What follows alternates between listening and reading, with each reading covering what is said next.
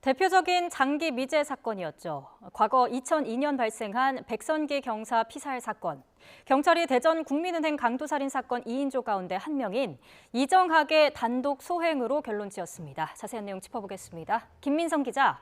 네, 전북취재본부입니다. 장기 미제 사건이었던 백 경사 피살 사건, 20년 만에 결론이 나왔군요. 예, 그렇습니다. 경찰은 대전 국민은행 사건 2인조인 이승만과 이정학을 상대로 범행 여부를 조사해 왔는데요. 최종적으로 이정학의 단독 범행으로 결론 짓고 사건을 검찰에 송치하기로 했습니다. 이 사건은 21년 전 발생한 대표적인 경찰 장기 미제 사건이었습니다. 2002년 9월 20일 새벽 0시 50분쯤 전주 북부경찰서 금암 2파출소에서 근무하던 백선기 경사가 흉기에 찔려 살해됐습니다.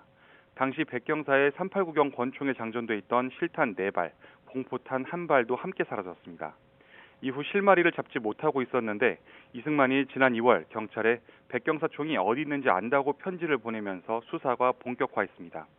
경찰은 이승만이 지목한 대로 울산의 한 여관 천장에서 백 경사 총을 발견하고 두 사람에 대한 조사를 벌여왔습니다.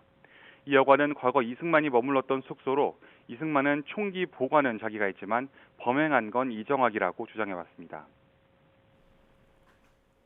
경찰이 어떻게 이정학의 단독 범행으로 판단한 겁니까? 예, 사실 이 사건은 오래된 사건이라 직접 증거는 없습니다. 다만 경찰은 이정학, 이승만의 진술과 그에 따른 실제 사실관계, 범죄 현장 동선 등을 토대로 이정학을 이 사건의 유일한 진범으로 지목했습니다. 사건 발생 당시 이승만은 알리바이가 있고 범행을 부인하는 이정학의 진술은 사실과 맞지 않는 부분이 많았기 때문으로 보입니다. 사건 당시는 추석 연휴였는데요. 이승만이 대구 본가에 머물고 있었다는 공통된 진술을 이승만 친인척 다수에게 확보했습니다.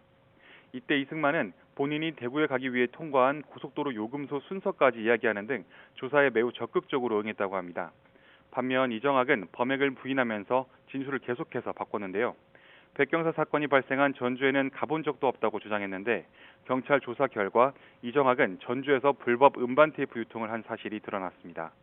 일하면서 익힌 지리감을 토대로 범행을 저질렀고 이후 논산을 거쳐 대전으로 도주했다는 겁니다. 한편 백경사 권총과 함께 분실한 실탄과 공포탄은 결국 찾지 못했습니다. 이승만은 이정학이 추가 범행을 제안하면 거절하기 어려울 거라는 생각에 2004년 탄환들을 우유팩에 싸서 고속도로 휴게소에 버렸다고 진술했습니다. 경찰은 그간의 미제 사건 등을 전부 조사해 백경사의 총이 범행에 사용된 적은 없다고 밝혔습니다.